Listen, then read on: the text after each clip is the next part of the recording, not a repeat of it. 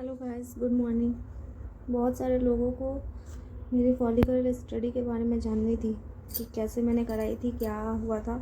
तो मैं पहले की जितनी भी थी वो तो मैं नहीं बता सकती क्योंकि बहुत ज़्यादा ही हमारे फॉलिकल स्टडी हुए हैं। जो सेकंड वाले गाइनों के पास गई थी उनके पास क्या क्या हुआ था वो मैं आपको जानकारी दे सकती हूँ क्योंकि वो बहुत सारी मोटी फाइलें बन चुकी है।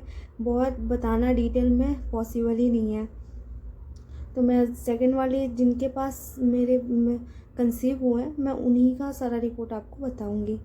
तो हम स्टार्टिंग में गए तो मैम ने हमसे पूछा अपने लास्ट रिपोर्ट के बारे में कि क्या क्या रिपोर्ट्स थे, कैसे कैसे मतलब क्या क्या हुए थे।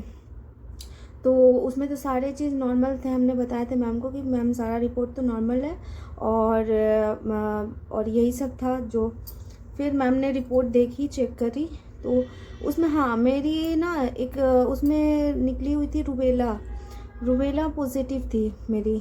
तो रूबेला पॉजिटिव में क्या होता है कि अगर बच्चा कंसीव होता है तो बच्चे के कोई भी बॉडी पार्ट्स डैमेज हो सकते हैं उसमें, या तो हार्ट डिजीज़ हो सकता है या तो आइज़ में कोई प्रॉब्लम आ जाएगी या तो ब्रेन में प्रॉब्लम आ जाएगी।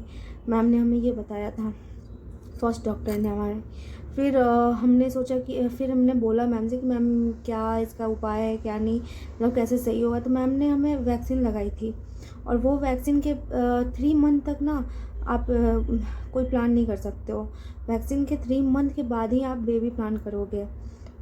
कोई डॉक्टर 2 मंथ में ही ट्रीटमेंट स्टार्ट करा देती है, बट हमारी जो मैम थी वो 3 मंथ के बाद ट्रीटमेंट स्टार्ट की थी। तो ये चीज़ हमने इनको बताया, विद्या मैम को। मैम ने सब चीज़ रिपोर्ट देखा, सारा ओके था। फिर मैम ने भी यहाँ पर भी मैम ने क्योंकि वो रिपोर्ट हमारी 2022 में हुई थी, 2022 से, और इनके पास हम गए थे 2024 में, 2 साल पुरानी हो गई थी। तो मैम ने भी ये कुछ ब्लड टेस्ट वगैरह करवाया था हम, मेरे और हस्बैंड के भी। तो यहाँ पर भी तो सारा चीज़ नॉर्मल ही था, इनके भी नॉर्मल थे सारी चीज़ें। और मेरे 2022 की जो रिपोर्ट मैं देखूं तो उसमें मेरी AMH वैल्यू 5.95 थी। तो मैम ने बोला कि ठीक है, ओके है, इससे कोई घबराने की बात नहीं है। तो हमने बताया कि मैम 4 साल से हम कोशिश कर रहे हैं, 3 साल से, सॉरी 3 साल से हम कोशिश कर रहे हैं। कभी ट्रीटमेंट से भी किया और नेचुरल भी ट्राई किया, बट ऐसा कुछ हुआ नहीं। लेकिन हम चाहते हैं कि आपके पास पहले हम नेचुरली ट्राई करें। उसके बाद मैम ने बोला कि अगर कोई दिक्कत आएगी तो IUI भी है, IVF भी है, मैम ने हमें सजेस्ट करा था। तो हमने बोला कि नहीं मैम, पहले हम नेचुरल आपके पास देखना चाहते हैं क्योंकि हमने बीच में ना गैप कर दिया था क्यों मेरी तबीयत ख़राब हो गई थी, टिनिटस हो गए थे मुझे। टिनिटस का क्या था कि अभी तक मेरा वो चलता ही है, कान से आवाज़ आती रहती है, चक्कर आते रहते हैं, मन भारी रहता है।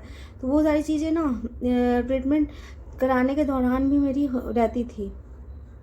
और डॉक्टर ने, जो मेरे न्यूरोलॉजिस्ट वाले डॉक्टर थे, उन्होंने बोल रखा था कि अगर तुम्हारे हार्मोन्स चेंज होंगे तो ये फिर से एक्टिव हो सकता है, तो घबराने की बात नहीं है, और ये टाइम के साथ थोड़ा कम होगा।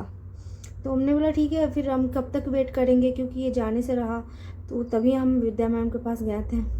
वहाँ हमारे मैम ने सब चीज़ पूछा, सब कुछ लिखा, और उसके बाद टेस्ट वेस्ट कराया, टेस्ट भी सब सही थे। फिर मैम ने स्कैन करना स्टार्ट कर दिया, स्कैन वगैरह हुआ फर्स्ट वाले में। तो फिर जो भी था, ओव्यूलेशन के टाइम मुझे वो HCG वाली इंजेक्शन लगी क्योंकि फर्स्ट टाइम नॉर्मली था। मैम ने भी नहीं बताया था कि PCOD वगैरह है, सिस्ट वगैरह बनते हैं या कुछ भी। तो HCG इंजेक्शन लगा 10,000 वाली मुझे। और फिर उसके बाद मैम ने बोला था रिलेशन में रहना है, तो हम थे, और जैसे जैसे मैम ने बताया था वैसे वैसे हम किए। फिर मैम, और फर्स्ट टाइम तो ऐसे ही रहा। फिर मैम ने बोला ओके, 15 दिन के बाद लेट्स सी क्या होता है, 15 दिन के बाद आओ तो देखते हैं। तो 15 दिन मेरे पीरियड ना बीच में क्या हो गए थे कि लेट लेट आते थे, कभी 10 दिन हो जाते थे, कभी 5 दिन, कभी 3 दिन। 3 दिन ऊपर होता है तो वो नॉर्मल होता है, वो उससे घबराने की बात नहीं होती। जो 10-10 दिन लेट हो जाते थे उससे घबराने की बात हो जाती थी। मैं भी सोचती थी कभी ऐसा होता नहीं था, बीच में आखिर ऐसा क्या हो गया कि मेरे पीरियड्स लेट आने लगे। और राइट लेग में भी बहुत पेन करते रहता था। तो फिर वो जो मैम ने ट्रीटमेंट कराया था फर्स्ट टाइम तो मेरे पीरियड आ गया। सेकंड टाइम फिर से मैम ने स्टार्ट करा सारा कुछ। मैम सेकंड डे से बुलाना स्टार्ट की, स्कैन करना स्टार्ट की, सारे चीज़ें हुए। फिर स्कैन करने के बाद जो 14 डे पे स्कैन के बीच में ही ना मैम ने मुझे एक इंजेक्शन दिया था। वो इंजेक्शन, मैम की हेड राइटिंग समझ में नहीं आ रही है, बहुत टाइम हो चुके हैं। तो वो इंजेक्शन कुछ था 75 कुछ करके था। वो इंजेक्शन मुझे लगे थे एक बढ़ने वाली, एक की साइज इम्प्रूव हो उसके लिए लगे थे। वो चीज़ हुआ। फिर इंजेक्शन लगने के बाद एक की साइज़ अच्छी हो गई तो मैम ने वही SCG वाली 10,000 की इंजेक्शन दी कि रप्चर हो जाए। रप्चर के बाद मैम ने बोला कि अब आप इस दिन रिलेशन में रहना, ये चीज़ होगा। ये मैं तीसरा रिपोर्ट आपको बता रही हूँ, थर्ड टाइम वाली।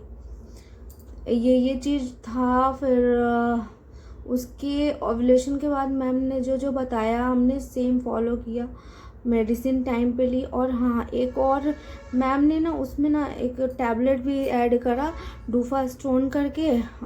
वो 15 दिन के मतलब ओव्यूलेशन के बाद से खानी थी। और ओव्यूलेशन के बाद से ना मुझे एक वजाइनल टैबलेट दिया था, सस्टेन 400 करके था।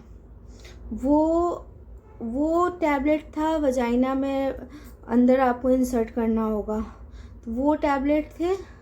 फिर वो सारी चीज़ें हुई। और जैसे जैसे मैंने तो आपको वीडियो में बता ही दिया था मेरे क्या क्या सिम्टम्स थे। मुझे पेन होने स्टार्ट हो जाते थे।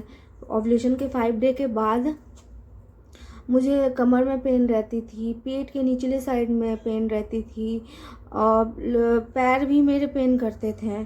और भूख लगना स्टार्ट हो गया था, प्यास लगना स्टार्ट हो गया था।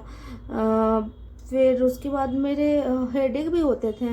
मुझे हेडेक तो पहले से भी था, हेडेक का तो वो हमेशा रहता था, माइग्रेन है मुझे तो मैं उस पर ज़्यादा फोकस नहीं देती थी। ये बहुत सारी चीज़ें होती थी। फिर जैसे कि दिन नज़दीक आने लगा, पीरियड के 4 दिन पहले ही मुझे इतने खिंचाव होते थे नीचे साइड से, दबा दबा टाइप में कुछ फील होता था। खड़ी होती थी तो चुभन टाइप में होती थी, बैठती थी तो वैसे ही प्रेशर आता था। फिर उसके बाद मैंने सोचा कि इतने सारे चीज़ कुछ हो रहे हैं तो चलो मैं टेस्ट ही कर लेती हूँ। तो उस दिन मैं किट से ही टेस्ट किया था मैंने, तो उसमें हल्की सी लाइन आई थी। तो फिर हमने मैम को शेयर किया। मैम ने बोला था कि तुम ये टेस्ट करा low beta SCG, let's see क्या होता है। अगले दिन हमने टेस्ट कराया तो अगले दिन रिपोर्ट आई, रिपोर्ट पॉजिटिव थी। बट मैम ने ये भी बोला था कि ये तुम्हें 24 घंटे के बाद फिर से रिपीट करानी है। तो फिर हमने बोला कि ठीक है, ओके मैम, रिपीट करा लेंगे। तो एक मतलब 2 दिन बाद हमने रिपीट कराया था, तो उसकी जो रेंज थी ना वो डबल से ट्रिपल हो गई थी। तो मैम ने श्योर किया कि चलो यू आर प्रेग्नेंट। उस दिन फिर हम मंदिर गए, हनुमान मंदिर, यहाँ कैनॉट प्लेस में हम हनुमान मंदिर है, वहाँ से मैं जो भी मांगती हूँ, जो भी कुछ भी हो मेरी वहाँ से पूरी ही होती है। मैं बजरंगबली को बहुत ज़्यादा मानती हूँ। जो मैंने बोल रखा था भगवान को, यही बोला था कि मैं इस बार आपके ऊपर सारा चीज़ छोड़ रही हूँ, जो करना है, जो अच्छा बुरा हो सब आप देखोगे, मुझे अब इससे कुछ लेन देन नहीं है, क्योंकि मैंने आपको सब कुछ सौंप दिया है, जो करो आप ही करो। ले ये सारी चीज़ें मैं भगवान को बोल रखी थी। जैसे ही मुझे गुड न्यूज़ मिली, हम वहाँ गए हनुमान मंदिर, वहाँ पे हमने प्रसाद चढ़ाया, प्रार्थना किया, भगवान को बहुत शुक्रिया किया कि आपके कारण हमें ये आज खुशी प्राप्त हुई है इतने दिनों के बाद, सालों के बाद। तो यही सारी ट्रीटमेंट हुई थी मेरी। ज़्यादा मैम ने ज़्यादा मेडिसिन तो नहीं चलाए थे, फॉलिक एसिड वगैरह जो चलता है, इकोस्प्रिन वाला चलता है, और भी 2-3 टैबलेट थे, वो सारी टैबलेटें चल रही थी। बस यही है मेरी फॉलिकल स्टडी की स्टोरी।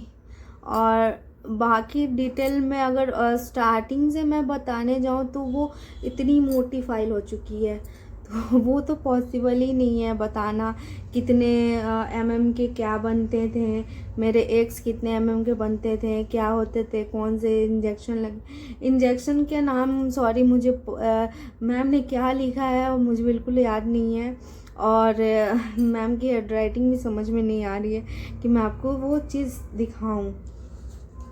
तो बस यही है आज की हमारी फॉलिक स्टडी।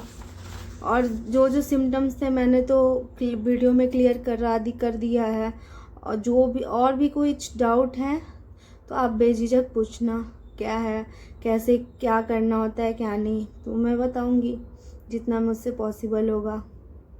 आज के लिए बस इतना ही।